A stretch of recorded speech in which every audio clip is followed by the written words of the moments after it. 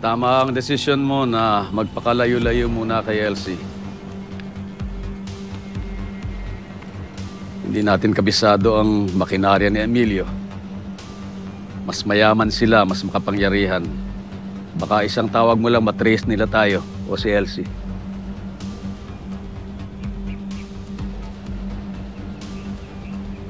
Ano sabi ng doktor mo? Kailan daw ako gagaling? Matatagalan daw mga ilang buwan. Hindi! Hindi pwede. Kailangan ko gumanti agad. Kailangan ko makasama pamilya ko.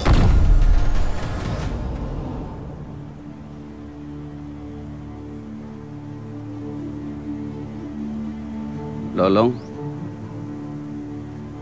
alam kong mahirap sa'yo na humingi ng tulong sa akin bilang ama mo. Pero hindi ka pwedeng mag-isa na lumaban sa laban na ito. Hayaan mong bumawi ako sa'yo. Hayaan mong tulungan kita.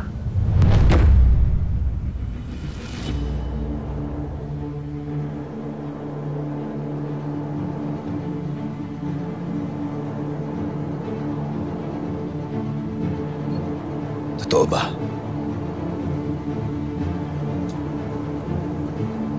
Na ikaw ang nagbigay ng dugo para maligtas ang buhay ko? Marami akong nagawang pagkakamali sa buhay ko, anak. Hindi ako anghel.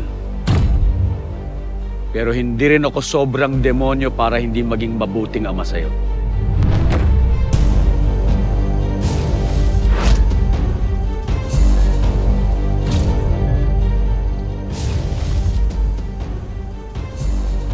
Babawi ako sa mga atraso ko sa'yo.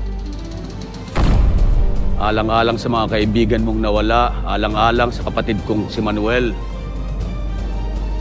sa pamilya mo, kay Elsie, sa mga anak mo, mga apo ko. Pagtulungan natin ang laban na ito. Napakaraming kasalanan mo sa akin, Julio. Napakarami ng mga kasalanan mo sa pamilya ko. Sa mga taong mahal ko. Tapusin mo na. Tama ang kwento ko, di ba?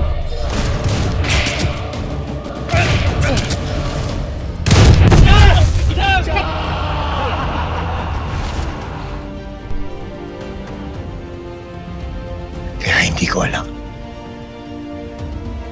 Hindi ko alam kung kaya pa kitang patawarin.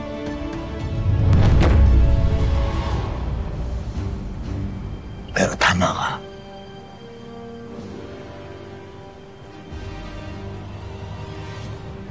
Ikaw lang pwedeng tumulong sa akin.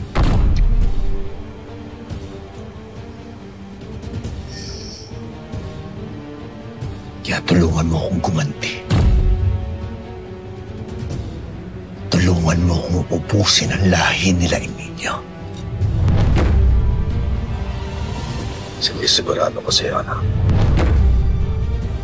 Gagawin ko ang lahat. Maghihiganti tayo.